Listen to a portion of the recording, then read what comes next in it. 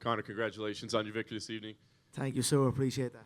40 seconds. I don't think a lot of people saw that one coming. You obviously came out very, very quickly. So, I mean, did you envision a scenario in which you got this thing done that quick? I did come out and I let that left hand go from the chamber. The force of him dipping and me connecting with him with my hip even was a shot in itself. But I'd probably put that down to 15 months outside of the octagon. You know what I mean? A little bit overstepping the shot, and I knew Donald, and I know Donald's good at dipping under the left hand, and I knew he would, and he would attempt to dip under the left hand. He's done it to the former champion in the 170 division, Robbie Lawler. He dipped under the left hand multiple times and secured takedowns. He dipped it under the now middleweight Darren Till. So 15 months outside the octagon, a little eager, take from it all and carry on.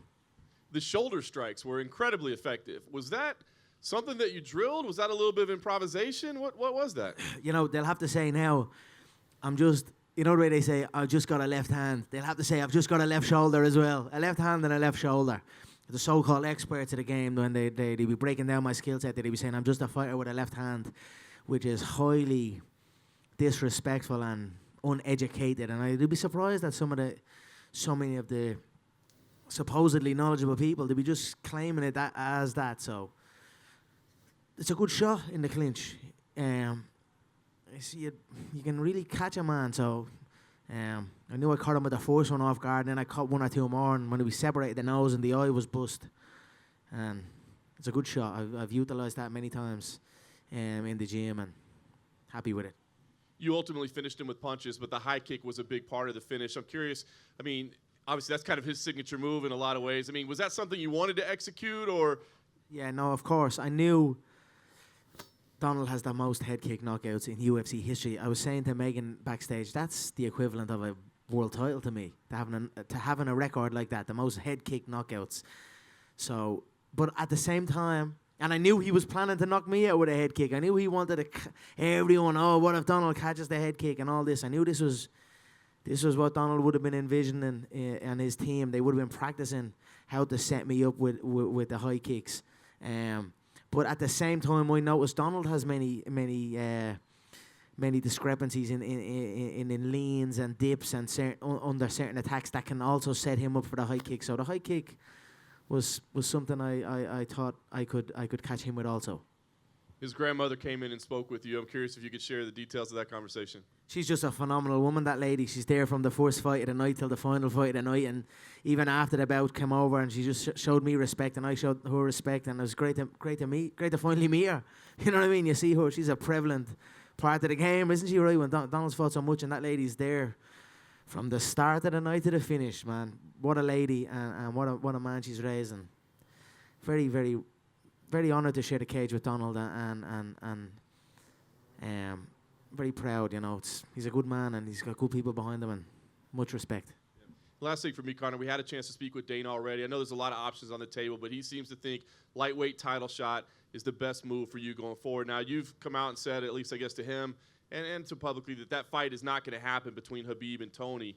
I'm curious what kind of deadline because you'd certainly be in line for the winner, but if you could slide in, that would be pretty impressive. But is there like a deadline? No, I don't think the who matters, right? I think the lightweight title will be there, right? That will be there, you know.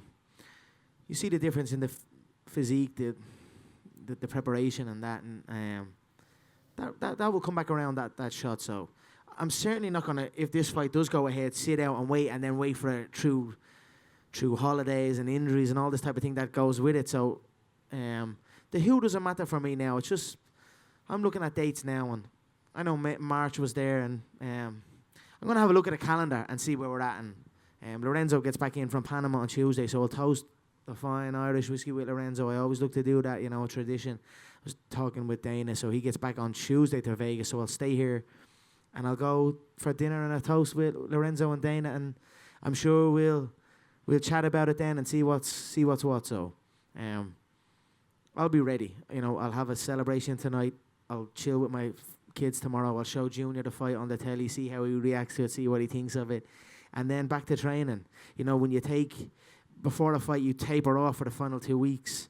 So if you get a quick win and then you kind of go off, then all of a sudden it can be 4 weeks without a full training. You know what I mean? Without a real training session, and then you've slipped behind again. So I'm gonna make sure not to do that and get a good session in the day after tomorrow and carry on. Congrats, Conor, on your victory. Very Thank you, impressive. sir. Thank you. Just kind of curious why you let yourself get in that before, where you didn't do those things that you're just talking about you did now. What was it that put you in the bad spot? I achieved it all, right? I broke the game before I was 30 years of age. Simple as one belt became not enough. One belt's almost not even enough anymore. You got to get the two to even start questioning or, start earning a big style. So, maybe that. I achieved it all. John always says my coach says it's the worst nightmare for a coach if it's a student that achieves it all. The money, the fame, the belts, all of this. What then to motivate me? So I probably had to go through that and then just come back for it for the love. Like I got into it in the first place for the love. So and everything's a learning curve and you learn what's right and what's wrong. You know what I mean? So. Did you ever have a point like after the Khabib fight where you just were sitting there thinking about what you did and thought, I made a mistake here, I made a mistake here, because you still have achieved everything, right? But you went into this fight and performed. So obviously something changed from your preparation in the Khabib fight to this. Yeah, just my commitment, I wasn't committed. And for me, it was just a disrespect to the people that believe in me. So if I'm forming a team and I'm building, look, it feels like the world lights up when I make the walk, right? Everyone's so invested in it and excited by it. And then I've got the team of people that are behind me and putting their all and taking time away from their family and their people to come help me.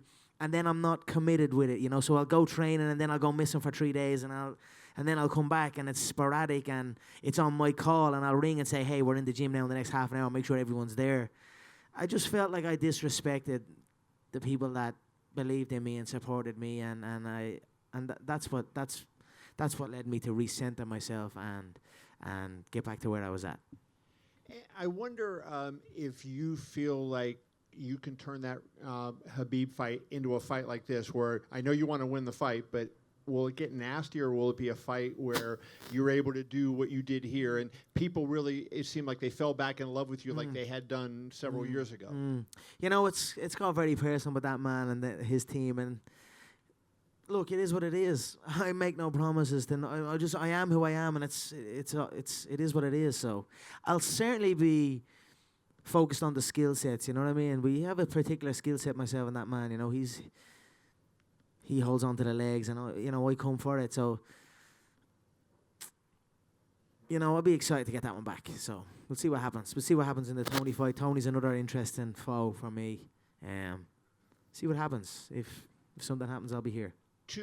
Just two last questions. I wanted to get your opinion of that fight. Do you think, everybody talks about Khabib has won 28 in a row. I think Tony's won 16 or 17 in a row. Do you think Khabib is a lock to win that, or do you see a way Tony could win that fight? A fight's a fight. Tony's hittable, but he's awkward and he's rangy and he's, you know what I mean? So anything can happen. We'll see what happens. And then finally, how did things change if you have to make a weight cut? So in this fight, you didn't have to do that. You go into this fight, you're strong, you do that.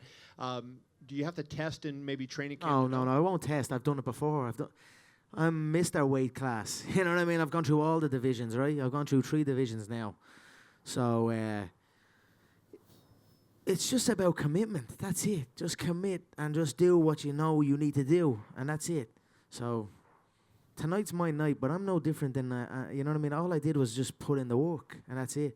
So if each one of us put in the work that we know we should do, we know what the work is we need to do. It's just sometimes you don't do it, and then when you say, okay, I got to do this, and you got to do it, and then you don't do it. That's like a defeat. And then those add up, and then your lack of interest to go do it actually wanes, and then you can get injured and all this type of thing. So for me, it's just about recognizing what needs to be done and do it strictly, and do it.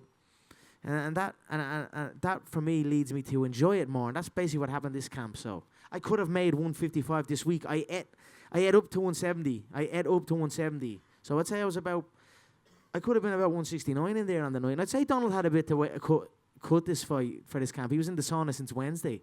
So I wouldn't be surprised if Donald was about 180 plus in there. So, but I tell you what, I felt energetic, I felt good, and happy days. So, but I've experienced it all. I've experienced near blackouts for the Mendez weight cut. I had no nutritionist, no nothing. And I done it all myself, and it was a heavy weight cut. And then for the Aldo one, I done it correctly, and I felt okay. We had a nutritionist on board, and I felt good at 145, and I've obviously had amazing success down there. And then the 155, and then it's just about commitment. That's it. You put in the work, you'll reap the rewards. There's no secret sauce to this.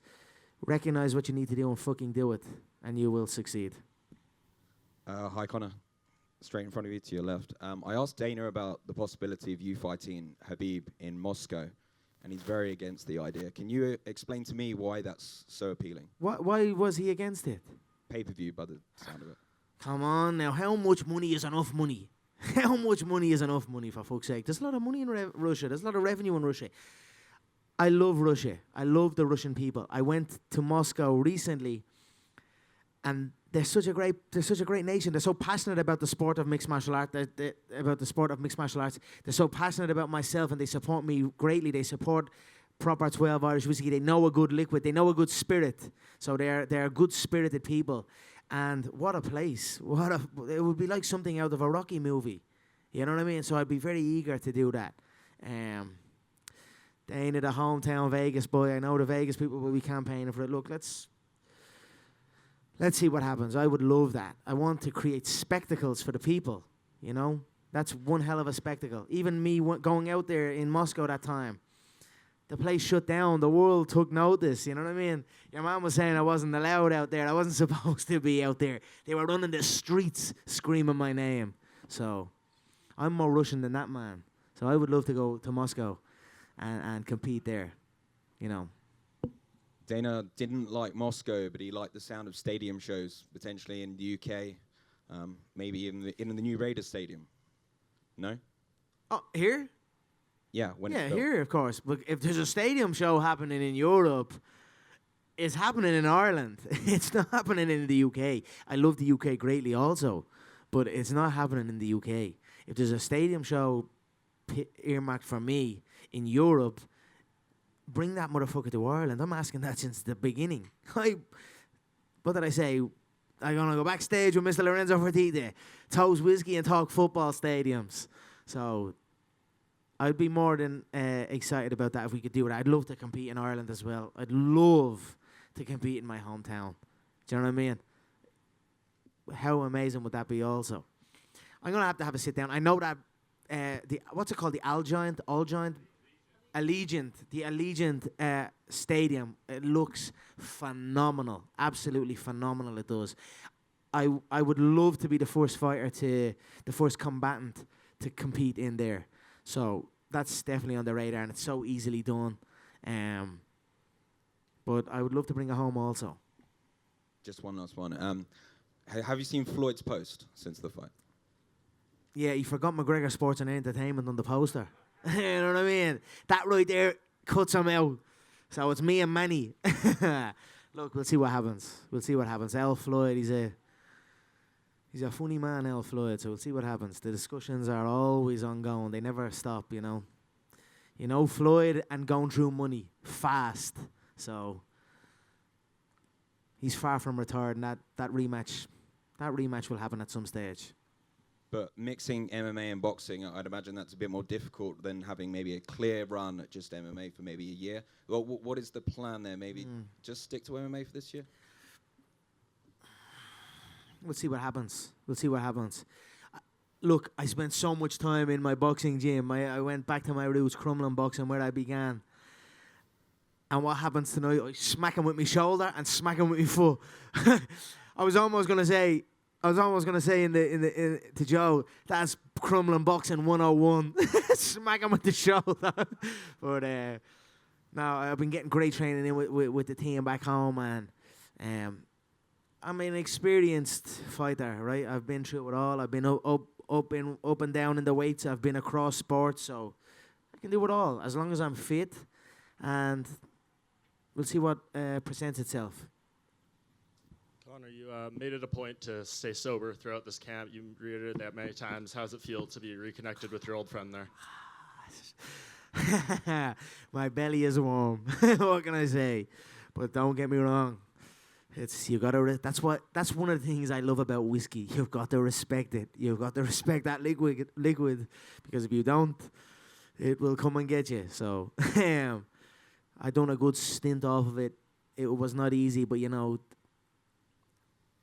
the people deserved it. I made a promise to the people, to my fans, to my team, that I would abstain. That's a baby of mine. I've got Conor Jr., I've got Kriya, and I've got Proper 12. It was one of my children. Seriously. So it was not easy, but I stuck with it, and it's great to get a little sip on the tongue now tonight, and I'll enjoy it with the fans tonight, and then respect it after that. I've learned the lesson, I'll tell you what, once or twice. Tonight was Donald Cerrone's 34th UFC fight, which is the most in history. It's the first time he's never landed a strike in a fight. What does that mean to you to kind of be the person who made that happen? The records that man has, give him some sort of belt. Seriously, that you give belts out and this, that, and the other, and they're even creating them now at this stage. What a phenomenal legacy Donald has, and it's an honor to share the octagon with that man. Seriously, I mean that. I've shared the octagon with some great UFC fighters, and Donald is up there with the best of them all. So I'm very, very proud to share the octagon with him, and phenomenal records. I could only hope and dream to achieve the records he has. The amount of 34 fights, that's my 12th fight. So he's 3 times more fights than me inside that octagon. He fought 11 times in the last year, and I'd only fought 11 times in the UFC period. So it's just breathtaking what the man's be at, and I'm happy that it was clean enough. You know what I mean? I thought if it went down, and Donald falls into shots sometimes, and I knew if he fell into it, I was almost anticipating having Herb stop the fight. I was almost anticipating if we go on here and he falls into a shot and I catch him with a backhand shot or a lead hook shot as he's coming in, and he goes down, I'm not gonna follow him down. I'd have Herbs try and step in. Do you know what I mean? That was kind of what I was thinking on the way in. So I'm happy the way it ended. It was a couple of shoulder smacks. The foot clattered him in the head and shocked him, and then the backhand put him down, and he'll recover. He'll recover and he go again. So I'm happy with that. I'm excited to see what he does. So. And you mentioned records. One of the first things off the tip of your tongue when you won was the record about getting knockouts at featherweight, lightweight, welterweight. That's a phenomenal record. If I do say so myself, I wanted that one. You know what I mean? Like I said, they strip fighters and then they makeshift belts. They give fighters makeshift belts against like unranked opponents. All this type of stuff. And then it's like to replicate. When I won that champs, when I became champ, right, they didn't even have the second belt for me. They didn't want to have the second belt for me. Then all of a sudden they're stripping fighters and making easy enough matchups and almost creating it again after me. I'm like, what the fuck, man? These guys, they'll wipe you off the map like that. So I'm happy I got another. I etched myself in history again. With I don't think that can be. I don't think that's a record that can be achieved handily again, across 3 weight divisions, and so I'm happy with it. And you also mentioned, making up. They won't get rid of me, I tell you. And you mentioned, the making fake belts and stuff up too. Jorge Masvidal was cage side, and he was wearing a very familiar-looking outfit that I think you kind of made famous once. What did you make of that? I talk about baloney. If you ask me, that was ridiculous. I didn't know what was going on there. Like I said, the old ladies in Ireland, they wear house coats watching the soap operas. So I'm like, what's this guy sitting there? Like, I don't know. Whatever. All the best. That fight interest you at all? Yeah, of course. Let's see what happens. I'd like to scoop up that. That's not a great belt, is it? But I'll still take it. Add it to the list, So, wasn't a good night for Jorge, if you ask me. But all the best to him. God loves a trier. And last thing for me, Nate Diaz tweeted out right after the fight. He has his own little thing and all. It's a mad scene. I don't know. What does be going on? Nate Diaz tweeted out right after the fight, calling it weak as fuck. I don't know if that was in reference to Donald's performance or just the fight in general. You know, what's your response to that, and is he anywhere on your list of potential opponents? Let's go, Nathan. Let's go, brother. Number 3. It's always here. So, we're right here, Nathan. Hey, Conor, down here. I think Jorge was trying to wear the same. It was the same robe that you wore at the Maymac workouts in Vegas at the PI. It's like the same. I think that's what he was trying to. If you look at it, it's like a Why? Versace robe. I know what it is. Why? Why? So I don't know either. So I'm just whatever. Fucking, I don't know. Don't know. Dana was in here earlier. I guess Kamaru Usman had his Twitter hacked, and some of the hacked tweets were to you. They were profane. I'd be skeptical of that. I'd be skeptical of that because one came through early, and it had all the hallmarks of that little fucking weasel, Ali. Just a right. They give him control of the accounts. He had Frankie's account. He had Henry's account. This has been going on a while. He gets it and then writes something through their thing.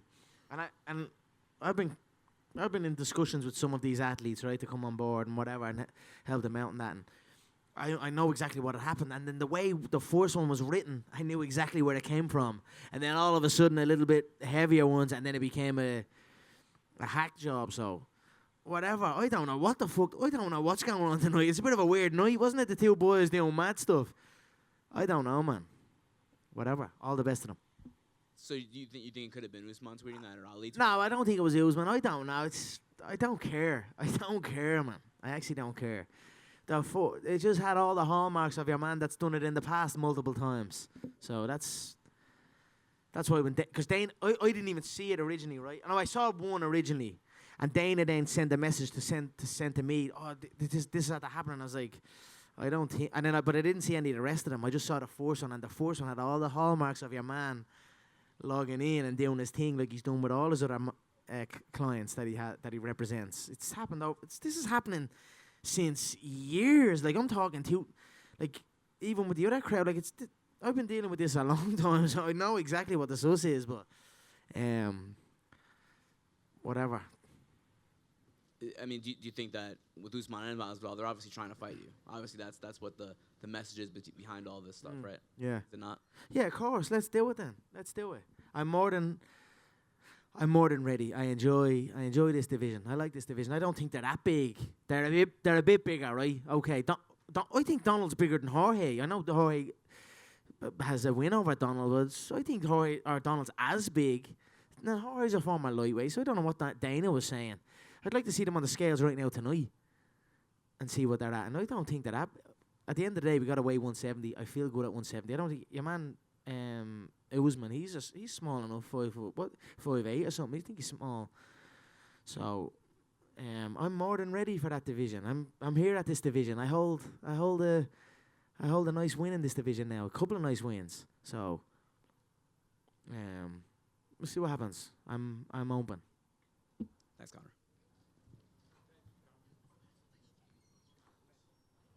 Thank you, guys. Appreciate you all. Thank you.